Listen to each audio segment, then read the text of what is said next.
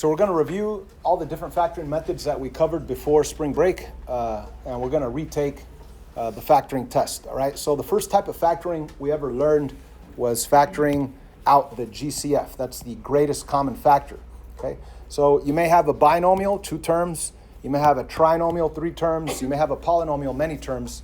You got to look at those terms and see what is in common, and you pull out the greatest common factor, right, GCF.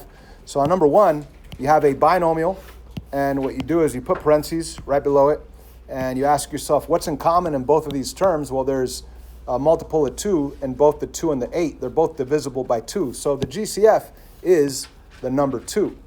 And you pull out that 2, and then you think about it and say, well, 2 times what gets you back to the 2x to the 5th? That'll be an x to the 5th. And obviously, 2 times what gets you back to a minus 8? That would be a minus 4. And voila, we have factored out the GCF, which in this case is the number 2, okay? On this next one, we have a binomial, and you look at it and you're thinking, well, 2 and 7, they have nothing in common. So yeah, you can't pull out a actual number because they're both not divisible by a certain value. But you could pull out an x. There are x's in both terms. You have 5 x's on the first one, 3 x's on the second one. So the maximum amount of x's you could pull out is going to be the power with the lower power, right? So you could pull out 3 from each one of these. So you're going to pull out 3 x's from the first one, 3 x's from the second one. So we are going to pull out the GCF, which in this case is x to the 3rd, not 3x, but x to the 3rd. That's the GCF. So when you think about this, x to the 3rd times what gets you back to 2x to the 5th? That will be a 2x to the 2nd. Because when you are multiplying x times x, you really add exponents. 3 plus 2 gets you back to the total of 5. And then over here, x to the 3rd times what gets you back to a minus 7x to the 3rd? Well, yeah, you're going to have a minus 7 and no more x's, right? Because if you had an x right here, x to the 3rd times another x would get you back to x to the 4th, which would be incorrect. So no x's, just minus 7. And you have factored out the variable x to the 3rd, okay? The GCF is x to the 3rd. So on the first one, we pulled out a number. On the second one, we pulled out a variable, technically a variable to the 3rd power. And on number 3, we have a trinomial. We're going to do the same thing. We're going to put parentheses around this whole thing, and we're going to pull out the GCF. So if you look at 16, 40, and 24, they're all divisible by what? 4. Some people might say 2, but there's a greater value, 4. And there's even a greater value than 4, 8, right? Okay, so some of us didn't even see that. So you always go for the greatest value, the greatest common factor. So 16 is divisible by 8, 40 is divisible by 8, 24 is divisible by 8. So obviously if you're struggling with the multiplication tables, you're going to have to get a calculator and try to divide all of them. You're going to probably start by doing 2, and yeah, that works, but try to do 4. 4 also works. You can try to do 6. 6 is not going to work. Try to do 8, and you'll see that 8 does work. So pull out that 8, and in addition to the 8, you also have x's in every single term. What's the maximum amount of x's you could pull out of all 3 terms at the same time? Could you pull out 5 from all of them? 3. Okay, so x to the 3rd is the maximum amount of x's. So this is your GCF, 8x to the 3rd. And then you think of distributed property. 8x to the 3rd times what first value will get us back to this 16x to the 5th? Well, 8 times 2 gets you 16. And x to the 3rd times how many more x's do you need to get to 5? 2 more. Sorry about that. And then 8 times what gets you back to a minus 40? That'd be 8 times minus 5 gets you back to a minus 40. And then x to the 3rd times how many more x's do you need to get to an x to the 3rd? It's already an x to the 3rd, so don't put any more x's on the middle term. And then 8 times what gets you back to 24? 8 times 3 gets you back to 24. And x to the 3rd times how many more x's to get to x to the 4th? You need another x. So 3x is that final term. Do we get pulling out the GCF? Yes? Okay, so that was the first skill we learned when we factored before spring break. This is the first skill that we're reviewing. And sometimes you'll have equations like these guys. An equation is different than an expression. An equation you could solve. So if you have equals 0 and you want to solve this thing, the problem is that you have 2 different types of x's. You have an x squared and an x. You cannot get x by itself because there's 2 different types of x's. So right here, we're going to use factoring to be able to apply the zero product property. So on the left side of this equal sign, we have a binomial, and both terms have a multiple of 3 in it, because this is divisible by 3, 12 is divisible by 3, and they also both have x's. So we're going to be able to factor out the GCF, which in this case is 3x. Then you ask yourself, what would be left over on the inside? 3x times what gets you back to a 3x squared? 3x times a single x will get you back to a 3x squared. And then 3x times what gets you back to a minus 12x? Well, that would be a minus 4. And now we truly do have an equation that's equal to 0, but that consists of something times something equaling 0. So whenever you have something times something equaling 0, the first something could be 0 and the second something could be 0. So that's what zero product property is. Zero product property says that when you have multiplication between two items, like 3x and the binomial x minus 4, and if the answer is 0, then the first item, the 3x, that could equal 0, and the second item, the x minus 4, that could also equal 0.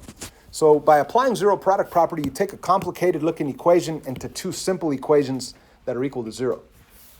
So on the first equation, when we solve it, we think 3 times x equals 0. You don't want the multiplication of 3, so you divide by 3, and what you do to one side, do to the other. You end up with x equaling 0 divided by 3 is 0. And then over here, you go plus 4 to get x by itself. When you solve that guy, you get x equals 4. So here are your two answers to this one equation. On quizzes on the assignment, type them both in with no spaces between them, with a comma separating them. Okay, so it's going to look more like this when you type it in: x equals 0, comma, x equals 4, like that. Type it in like that, and you get full credit. Anyway, again, this is an example of how we use factoring out the GCF to be able to apply zero product property. And what made us think of applying the zero product property? Because you had it equal to 0. Now over here you have an equal, but it doesn't say 0. And if you wanted it to be 0, what would you do? You would get rid of the 4x by doing the opposite. So you're going to go minus 4x, and you will now have, well, you can't really subtract x squares and x's. Those are not like terms. So you're going to just rewrite it. So you're going to have 6x squared minus 4x equals nothing. And now you have the equal 0. Now you could try to factor, so you could be able to apply the zero product property. So again, we're going to put parentheses underneath the left side of the equal sign. And on that binomial, what could you pull out? Well, the 6 and the 4 are both divisible by 2. So you're going to pull out a 2. And they both have x's, so you're going to pull out an x as well. So the GCF is 2x. Now on the inside, 2x times what gets you back to a 6x squared? That would be a 3x. And then 2x times what gets you back to a minus 4x? That'll be a minus 2. And of course, it's still equal to 0, but now we really do have something times something equals 0. So that means that the first something, the 2x, that could equal 0. And the second something, the 3x minus 2, that could also equal 0. And you solve both of them. The first one's easy. Divide by 2, divide by 2. 0 divided by 2 or divided by any number is 0. And the other one, you're going to do 2 steps, plus 2, plus 2. You end up with 3x equaling 2. Final step would be to divide by 3, and your answer is x equals, what is that, 2/3, right? So 2 over 3. So there are your two answers, x equals 0, comma, x equals 2/3. That's how you type it in to get full credit.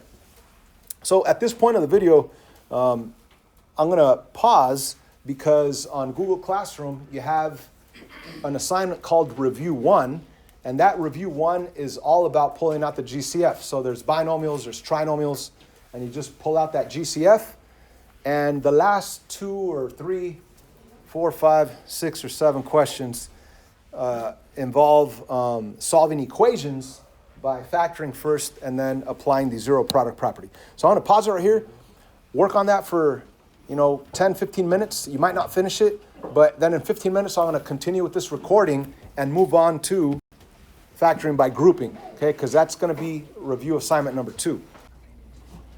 So I paused it. I gave you guys 15 minutes to start that assignment. Now we're going to move on to the second one, which is factoring by grouping. Again, this is just a review. You should have known this already before spring break. What is factoring by grouping? Well, first of all, don't always try to pull out the GCF first. So you look, there's a 9, there's a 3, there's a 6. You might be thinking that you could pull out a 3, but you can't because there's a 2. Or you might be thinking you could pull out an X, but you can't because there's no X on the last one. So always try to do the GCF first. It'll help you out. It'll make things easier. But in this case, there is no GCF. So you do move on to factoring by grouping.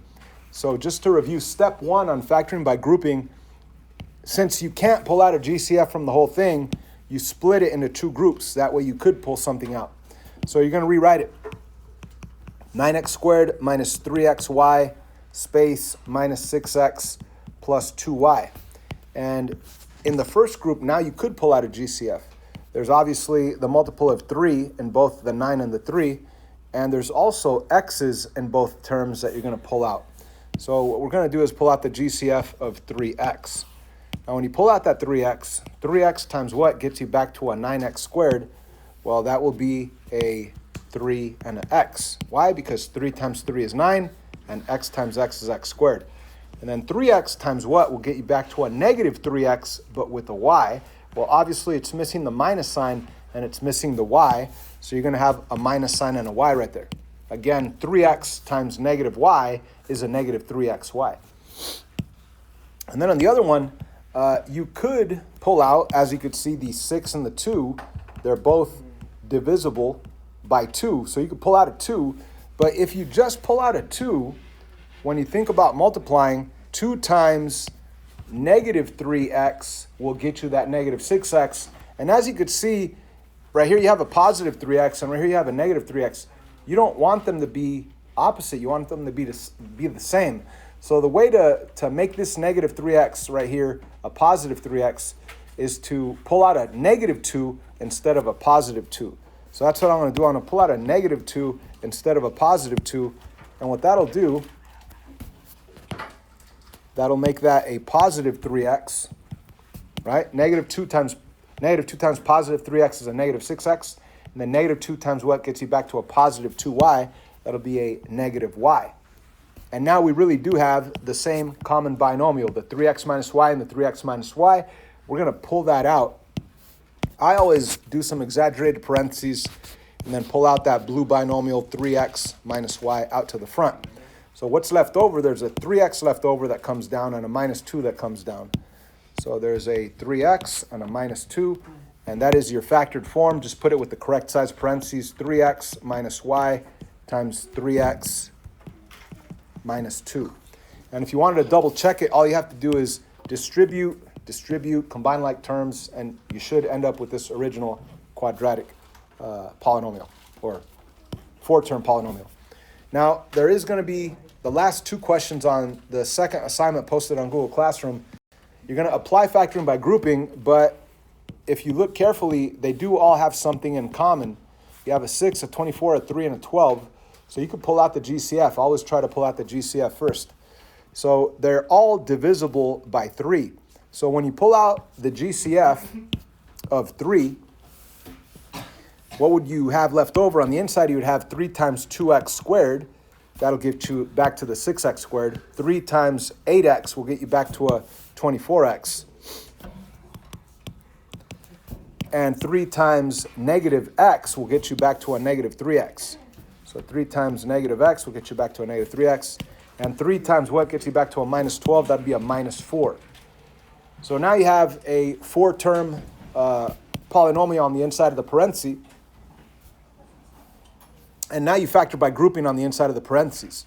So this outside 3 we're going to ignore for a while. And we're going to just factor by grouping on the inside. Step 1 is to make some space between your first group and your second group. And then after that, pull something out of the first group, the GCF, of course, which in this case is 2x. And what would be left on the inside? 2x times 1 more x will get you back to a 2x squared. And 2x times 4 will get you back to an 8x. And then in the second group, what could you pull out? Well, there's no actual number, but they're both negatives, and you want them to be positives. So you could pull out a negative 1, factor out a negative 1, and then you will have the x plus 4 that you had over here. Negative 1 times x gets you back to the negative x. Negative 1 times 4 gets you back to a negative 4. So now that you have a common binomial in the first group and the second group, now you can pull out that common binomial, right? Exaggerated parentheses, pull out that blue binomial x plus 4. What's left over on the inside? Obviously, there's a 2x and a minus 1. They just come down, the 2x and the minus 1. And let's not forget about this 3 on the outside. We're going to bring that down. So our final answer with the correct size parentheses will be a 3, an x plus 4, and a 2x minus 1. That's as hard as it gets, and there's only 2 of these questions on review number 2, okay? So after watching these examples, you should be ready to do both assignments. Please complete them by tomorrow because we're going to have moving on to another review assignment tomorrow. You don't want to get backed up with all these assignments, all right? So please work on it for the rest of the class and finish it up tonight if you haven't finished them.